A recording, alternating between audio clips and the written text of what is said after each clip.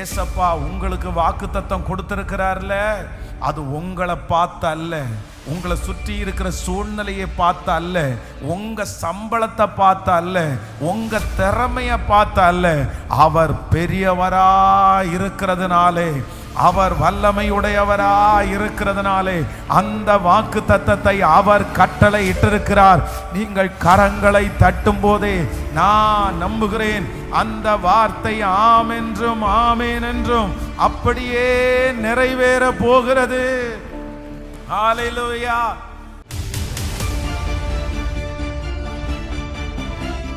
வேதத்திலே யாபேஸ் அப்படின்ற ஒரு மனிதனை குறித்து வேதம் நமக்கு ரொம்ப அழகாய் தொடங்கிறது. யாபேஸ் அப்படின்ற ஒரு மனிதன்.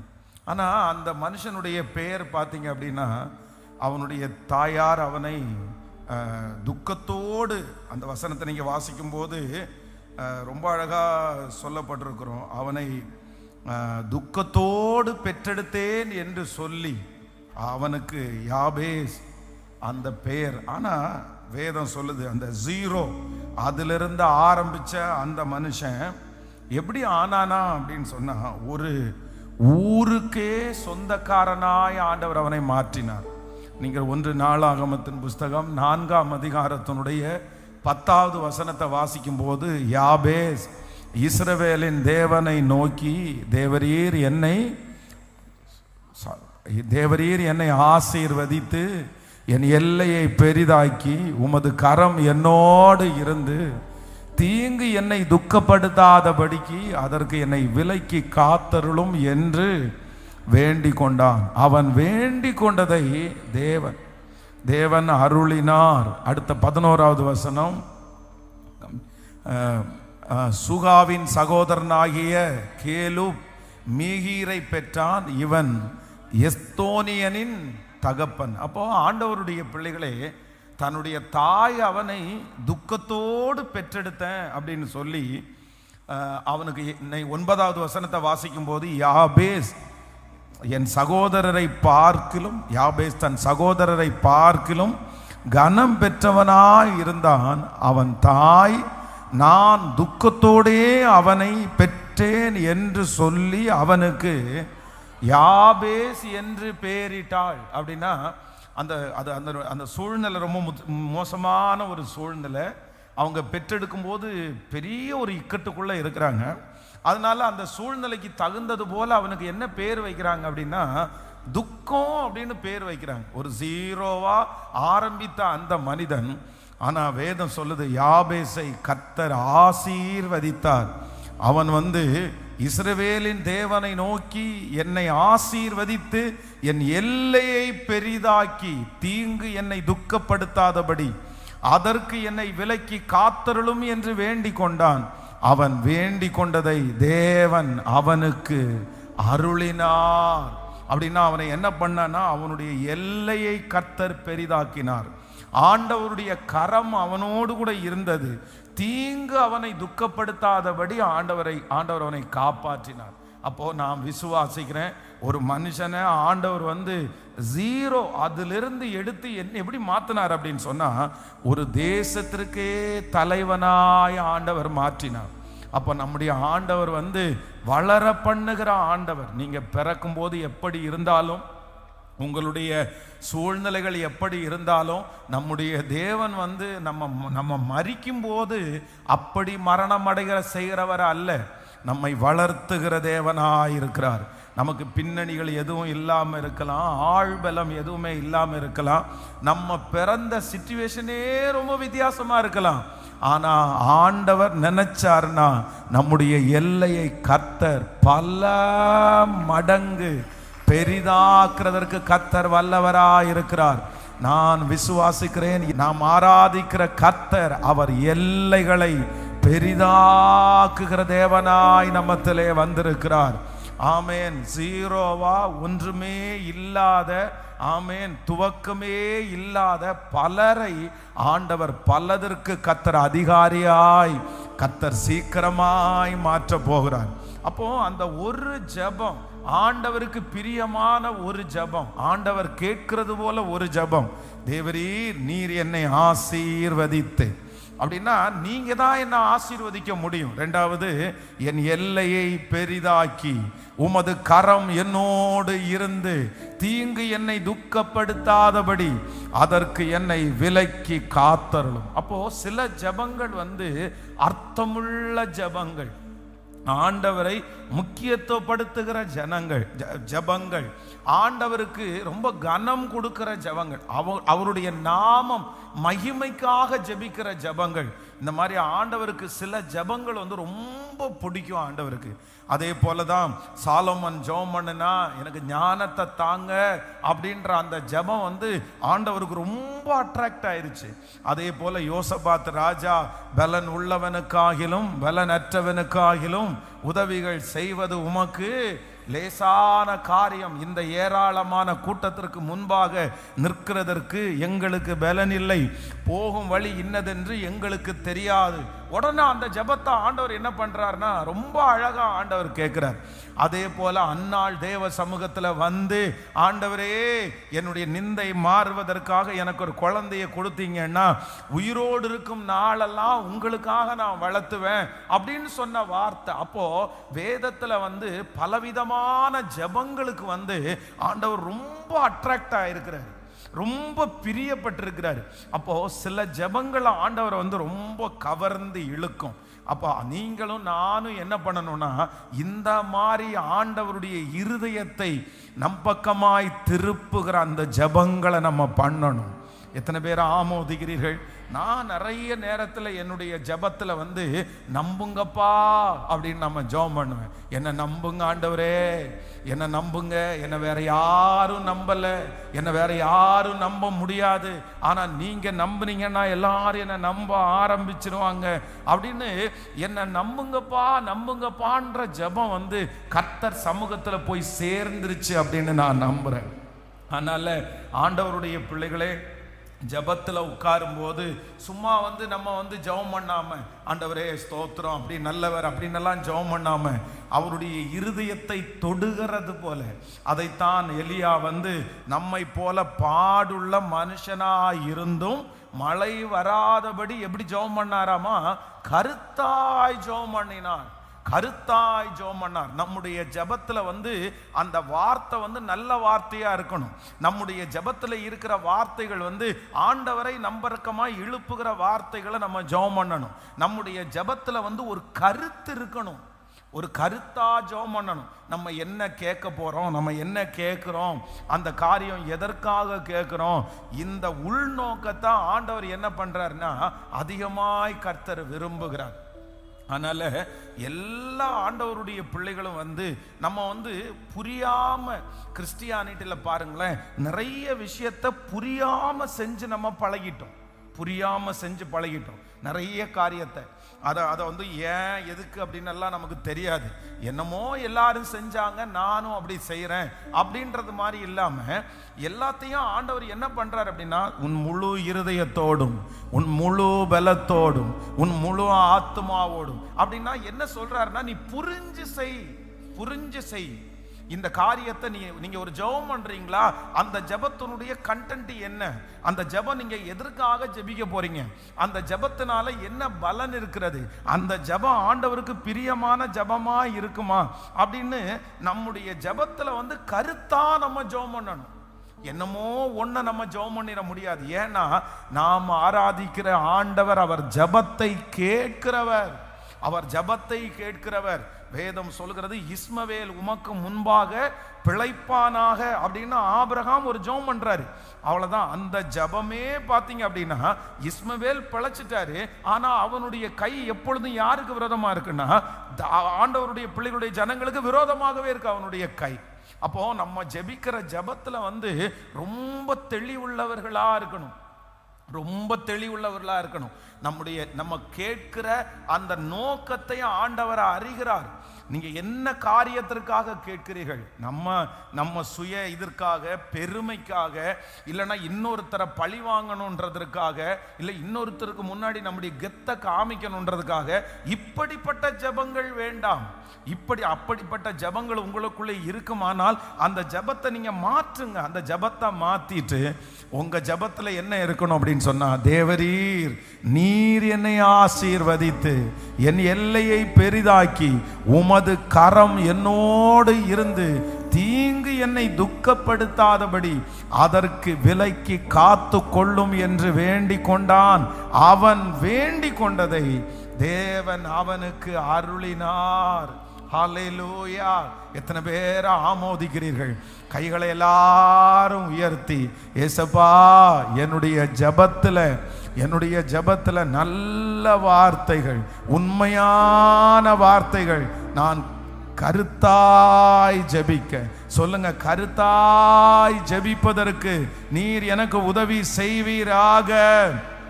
முழு பலத்தோடு ஏசப்பா, ஆண்டவரே நன்றி அப்பா, ஹல்லேலூயா, அந்த கிருபை எங்களுக்கு உண்டாவதாக. நாங்கள் கருத்தாய் ஜெபிக்க ஆண்டவர் எங்களுக்கு இரக்கம் பாராட்டுகிறதற்காக ஸ்தோத்திரம். ஹல்லேலூயா. அப்போ ஆண்டவர் வந்து ஜெபத்தை கேட்கிறவர். இன்றையிலிருந்து நீங்க ஜெபம் பண்ணும்போது எப்படி ஜெபம் பண்ணுங்கன்னா, ரொம்ப கருத்தா ஜெபம் பண்ணுங்க. அதே போல என்ன செஞ்சாலும் அதை புரிஞ்சு, இப்போ வந்து ஒரு காரியத்தை வந்து புரியாம செய்யறதற்கும் புரிஞ்சு செய்யறதற்கும் நிறைய வித்தியாசம் இருக்குது. பொதுவாக வந்து இந்த ஸ்கூல்ல வந்து ரொம்ப படிக்கிறவங்க படிக்காதவங்க, இந்த படிக்காத மார்க்கு குறைவா வாங்குறவங்க யார் அப்படின்னு சொன்னா, அவங்க எடுக்கிறத விட பெரிய முயற்சி இவங்க எடுப்பாங்க. ஆனா என்னன்னா, அவங்க என்ன பண்ண மாட்டாங்கன்னா, புரிஞ்சு படிக்க மாட்டாங்க, மனப்பாடமா படிப்பாங்க. ஒரு எஸ்ஏ கொஸ்டின் நம்ம கையில் கொடுத்துட்டோம் அப்படின்னா, நம்ம நிறைய பேர் எப்படி படிப்போம் அப்படின்னா, ஃபர்ஸ்ட் லைன்லேருந்து லாஸ்ட் லைன் வரைக்கும் அப்படியே மனப்பாடமாக கடன்னு கண்ணை மூடுனா அப்படியே வந்து ஸ்டார்ட் பண்ணி விட்டா போதும், ரொம்ப அழகாக வந்து அப்படியே அந்த சொல்லி முடியும். இது வந்து ஒரு கேட்டகரி படிக்கிறவங்க. ஆனால் சிலர் என்ன பண்ணுவாங்க அப்படின்னு சொன்னால், அப்படியெல்லாம் இல்லை, அதில் என்னையா எழுதியிருக்குது, என்ன எழுதியிருக்கு, அந்த எஸ்ஏ கொஸ்டினுடைய கண்டென்ட் என்ன, ஓ இவன் இங்கே போறானா, இங்கே மேலே ஏறுறானா, உட்கார்ந்து இருக்கிறானா, இதுவா கீழே இறங்குறானா, அவ்வளோதான். அதை புரிஞ்சுட்டாங்கன்னா, அதில் என்ன கண்டென்ட் இருக்குன்னு புரிஞ்சுட்டாங்கன்னா, அதை பார்த்தீங்கன்னா ரொம்ப அழகாக வந்து அவங்க படிக்கிறாங்க. அது வந்து ஈஸியாக அவங்களுக்கு மனப்பாடம் ஆகிடுது. அப்போ இன்றைக்கு இந்த சத்தத்தை கேட்குற எல்லாரும் வந்து இதுவரைக்கும் சில காரியத்தை வந்து நீங்க புரியாம நீங்க செஞ்சிருக்கலாம். நீங்க புரியாம செய்கிற வரைக்குமே உங்களுக்கு ரொம்ப கடினமா இருக்கும். எந்த காரியமா இருக்கட்டும் ரொம்ப கடினமா இருக்கும்.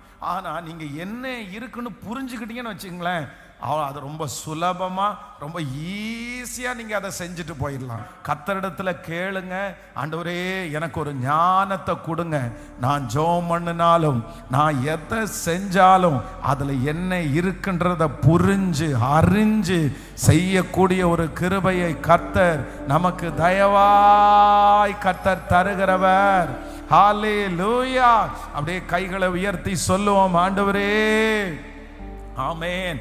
எதா இருந்தாலும் என்னை புரிந்து செய்ய வைக்கிற கர்த்தர், அந்த காரியத்தை நான் கருத்தாய் செய்வதற்கு ஏற்ற ஞானத்தை கர்த்தர் இப்பொழுது எனக்கு கட்டளையிடுகிறதற்காக ஸ்தோத்திரம்.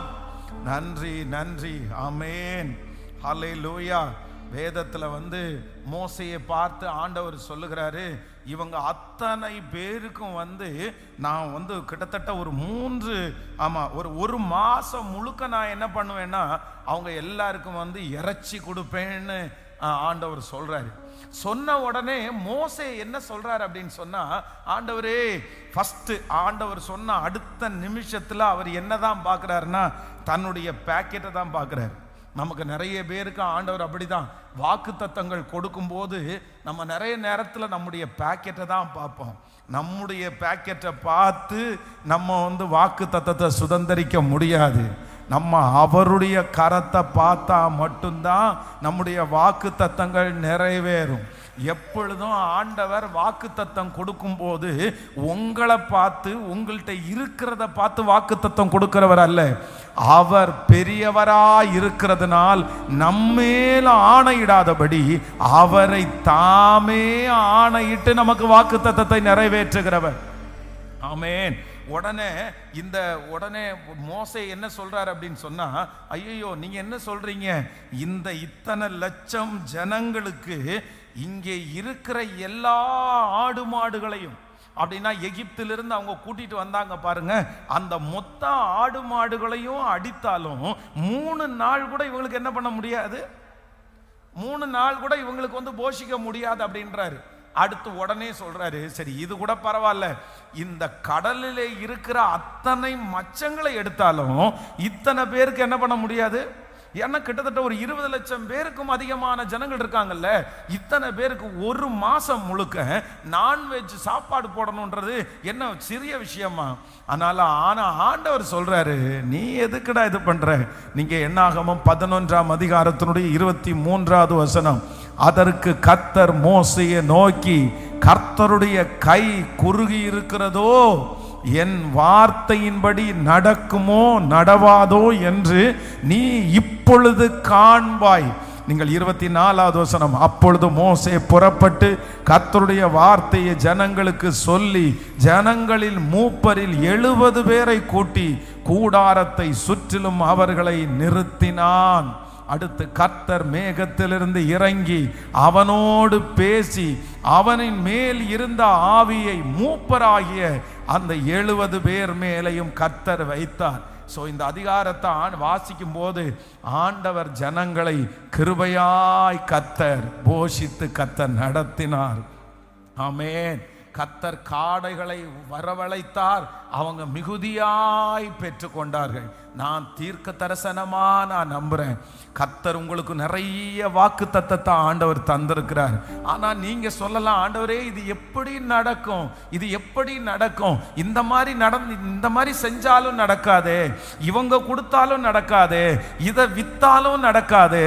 ஆனா கர்த்தர் கிருபையாய் வாக்கு கொடுக்கிறார். கர்த்தருடைய கரம் குறுகி போகவில்லை.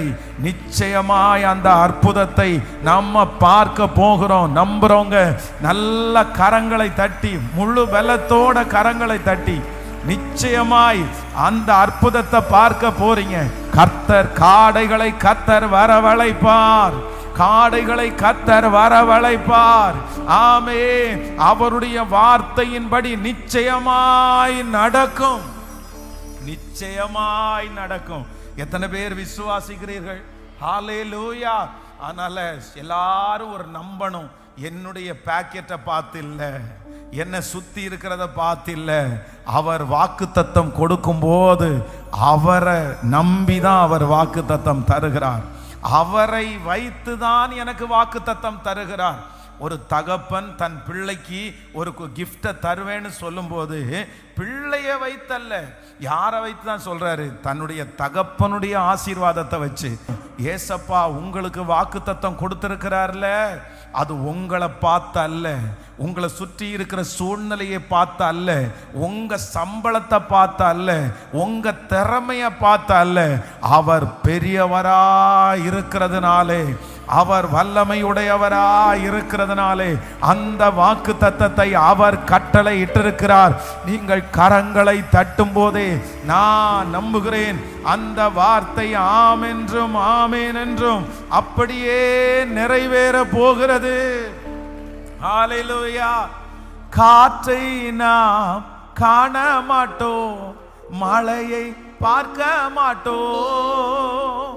காற்றை நாம் காண மாட்டோம், மழையை பார்க்க மாட்டோம். வாய்க்கால்கள் நிரப்பப்படும், இன்று வாய்க்கால்கள் நிரப்பப்படும். இயேசுவின் பிள்ளைகள் நாங்கள் எப்போதும் மகிழ்ந்திருப்போம். இயேசுவின் பிள்ளைகள் எப்போதும் மகிழ்ந்திருக்க சொல்லுவோம். இயேசுவின் பிள்ளைகள் நாங்கள் எப்போதும் மகிழ்ந்திருப்போம். விசுவாசத்தோடு பாடுவோம். எப்போதும் மகிழ்ந்திருப்போம். நினைப்பதற்கும் வேண்டுவதற்கும் அவர் எனக்கு அதிகமாய் செய்வார். எல்லாருடைய கரங்களை உற்சாகமாய் தட்டி ஹல்லேலூயா. நினைப்பதற்கும் வேண்டுவதற்கும் அதிகமாய் செய்திடுவார். நினைப்பதற்கும் வேண்டுவதற்கும் அதிகமாய் செய்திடுவார். இயேசு அதிசயம் செய்திடுவார். இயேசு அதிசயம். கைகளை மேல தட்டி இயேசுவின் பிள்ளைகள் நாங்கள் எப்போதும் மகிழ்ந்திருப்போம். இயேசுவின் பிள்ளைகளே எப்போதும் மகிழ்ந்திருங்க. திரும்ப திரும்ப இயேசுவின் பிள்ளைகள் எப்போதும் மகிழ்ந்திருங்கள்.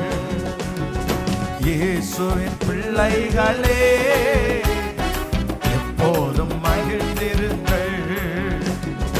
இன்று காணும் எகிப்தியரை இனிமேல் காண மாட்டோம்.